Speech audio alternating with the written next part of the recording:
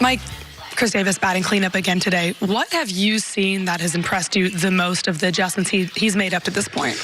Well, it's been fun to watch him actually get the success. And I think just his confidence right now is kind of getting back to where it was a couple years ago when he was hitting so many home runs. He steps in the box, and it looks like he's got a nice plan going, and you can actually see the caring in his face. If he misses a pitch or fouls one off, you can tell that what he's been working on is starting to come true. You know, sure. Using the whole field. He's driving the ball to left field. He's hitting for more power right now. And I think just to have that kind of positive bat in the lineup, especially a slugger like Chris Davis, is going to help everybody around him.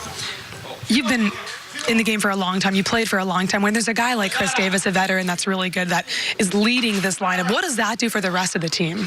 Well, I think with a young team especially, you need veteran guys that have been through the grind, had great success, had great failure as well in this ball game. That's what these younger players need to see. They need to see that you can come out of slumps, even if you're mired in huge slumps. I mean, Chris Davis was in on for a couple years, right?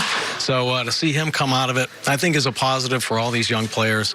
And know that if you have the right attitude and you get in the cage and you do your work on a daily basis, which Davis has done here at the start of the season, things will turn around. And it's nice to see it happening for Davis. I think it could be a huge lift for this Oriole offense. 2 home runs in his last 3 games. What physical adjustments have you seen him make, whether working in the cage or working with Don Long? What have you actually seen? Well, it looks like he's letting the game come to him a little bit more. You know, he's not being as aggressive going out to get it. Looks like there's a plan in place. The fact that he's driving the ball to left field, I think, kind of tells you that he's letting that ball travel. He's trusting his hands. He's so strong, really. All he has to do is put the barrel on the ball. So he's trying to shorten up his swing a little bit. I think that's what he's doing right now.